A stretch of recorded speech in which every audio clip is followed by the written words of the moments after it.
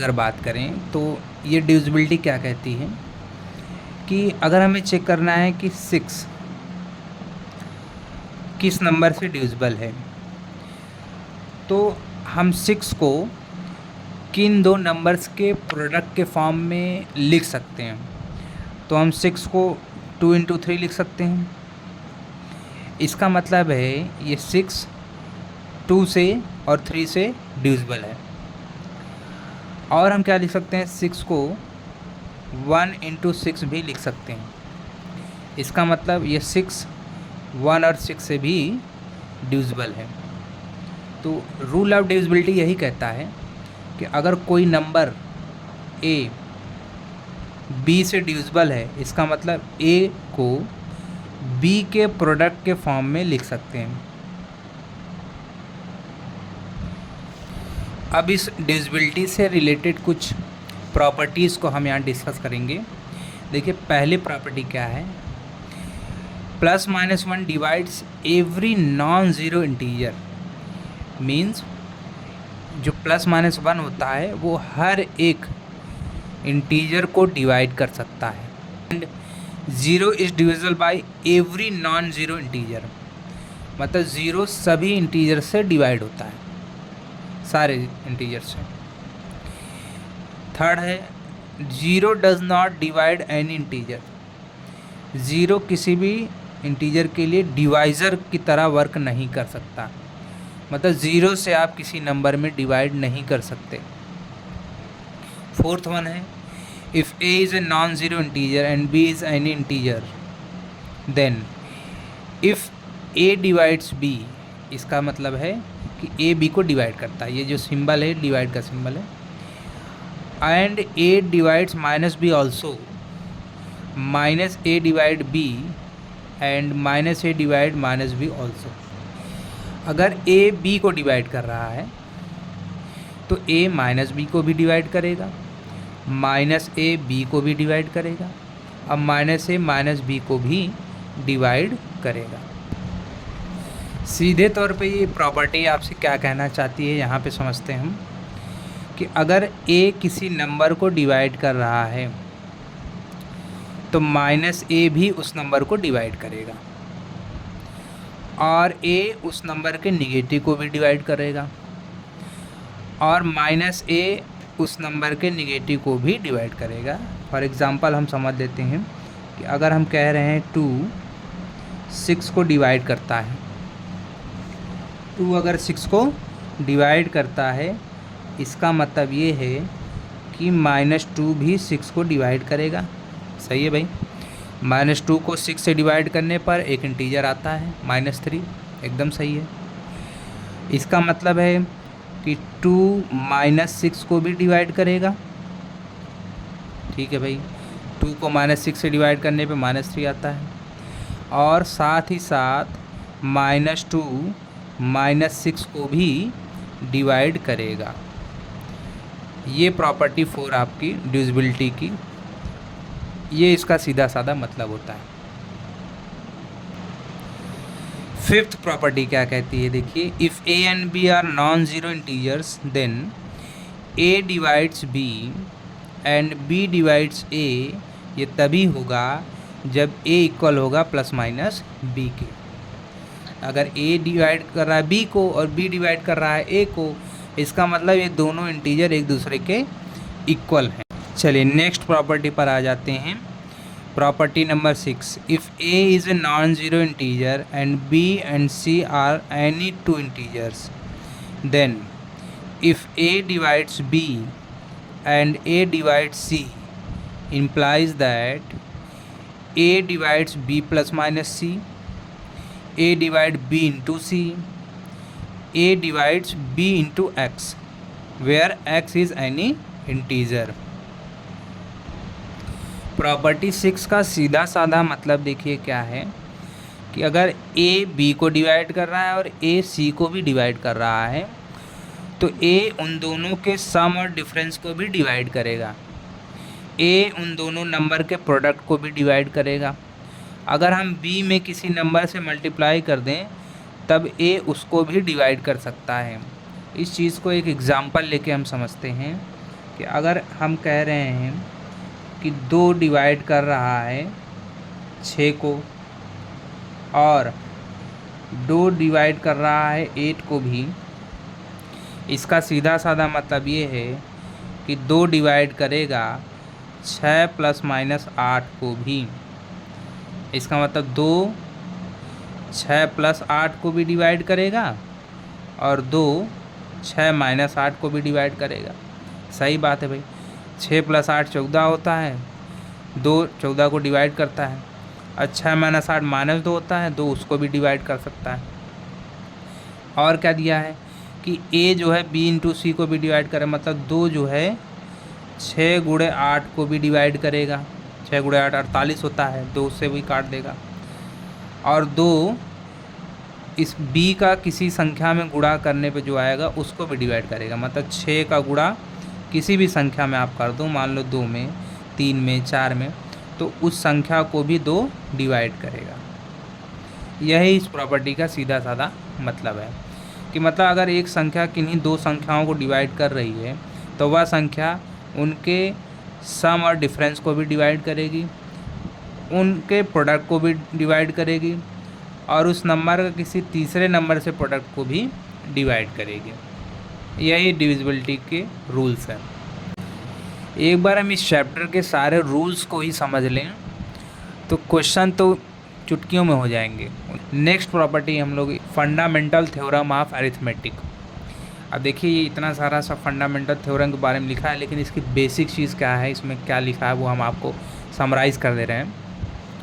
इसमें ये कहता है कोई भी नंबर है, कोई भी नंबर वो या तो प्राइम होगा या तो उसे प्राइम नंबर के प्रोडक्ट के फॉर्म में लिखा जा सकता है।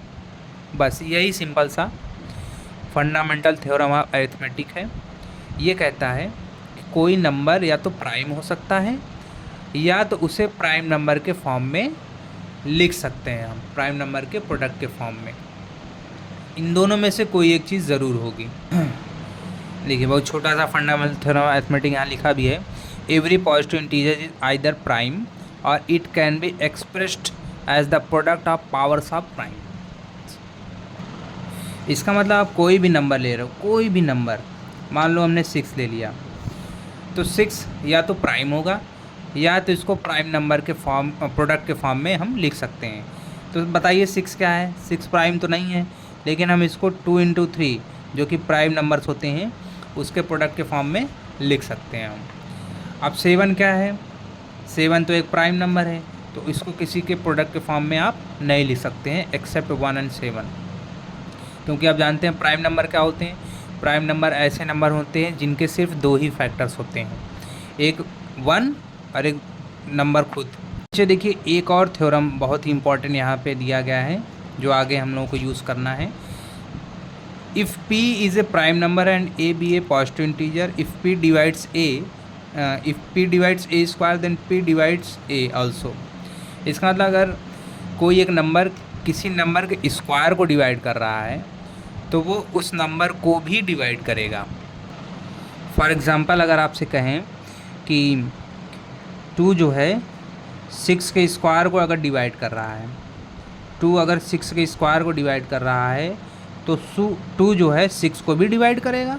सही बात है, 6 का स्क्वायर 36 होता है, 2 इसको डिवाइड कर रहा है तो 2 6 को भी तो डिवाइड करेगा।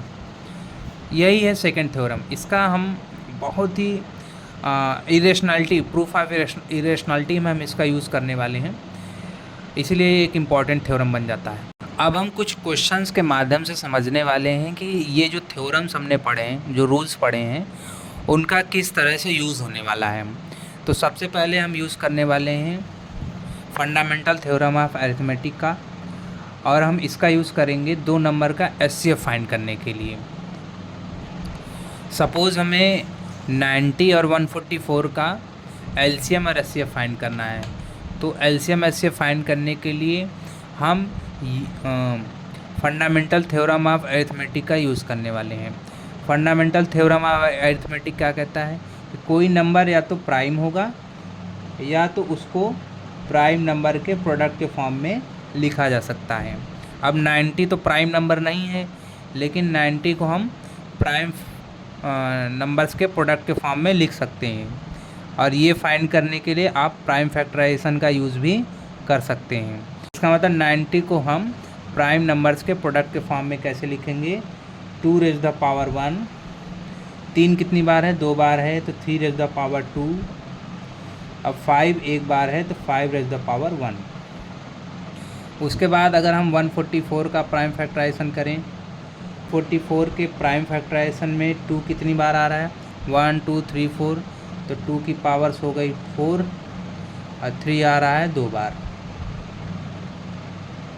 अब देखिए, हम एलसीएम और एचसीएफ फाइंड करने के लिए सबसे पहले अगर हम एलसीएम फाइंड करें, तो एलसीएम फाइंड करने के लिए आपको जो हाईएस्ट पावर ऑफ नंबर्स लेने हैं। जैसे 2 की हाईएस्ट पावर कितनी है, अगर दोनों नंबर में बात करें तो 2 की हाईएस्ट पावर 4 है, 3 की हाईएस्ट पावर 2 है, अब 5 की हाईएस्ट पावर 1 है। सभी नंबर्स के हाईएस्ट पावर को लेकर मल्टीप्लिकेशन करते हैं तो एलसीएम हमें मिलता है। 2 रेज़ द पावर 4 16 होता है, 3 पावर 2 9 होता है, अब 5, तो हमारा एलसीएम आ जाएगा 720। और एचसीएफ फाइंड करने के लिए हम सभी नंबर्स के लोएस्ट पावर्स लेते हैं, सबसे कम पावर। जैसे 2 की लोएस्ट पावर कितनी है, दोनों में 1 है, तो 2 की पावर 1 लेंगे।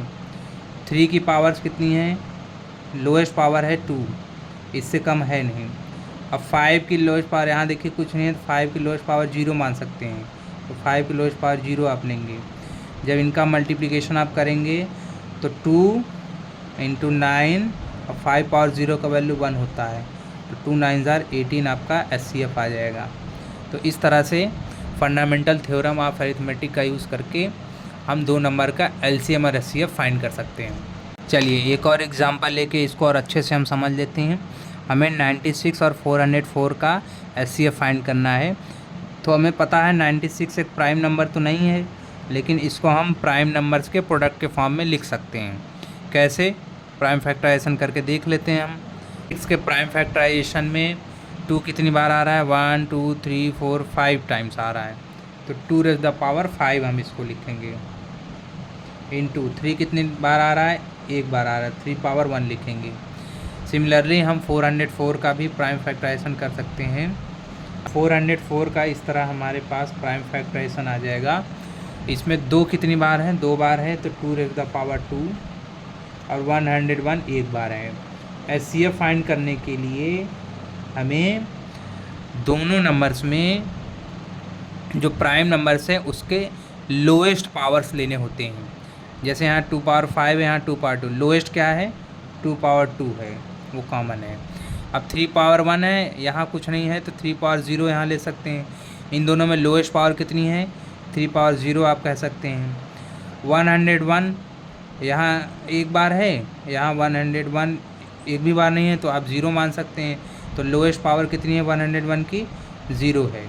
तो इन सब का प्रोडक्ट आप करेंगे तो आपको 4 मिलेगा, जो कि आपके इस नंबर का एचसीएफ है। अगर आपको इसी नंबर का एलसीएम फाइंड करना है, तो एलसीएम फाइंड करने के लिए आप सबसे बड़ी पावर्स को लेते हैं। जैसे 2 की सबसे हाईएस्ट पावर कितनी है, यहाँ पे 5 है, 3 की हाईएस्ट पावर 1 है, और 101 की हाईएस्ट पावर भी 1 है। इन सब का मल्टीप्लाई करेंगे तो 96 × 101 एलसीएम इन दोनों का मिल जाएगा 9696। इस तरह से आप 2 नंबर का एलसीएम और एचसीएफ निकाल सकते हैं।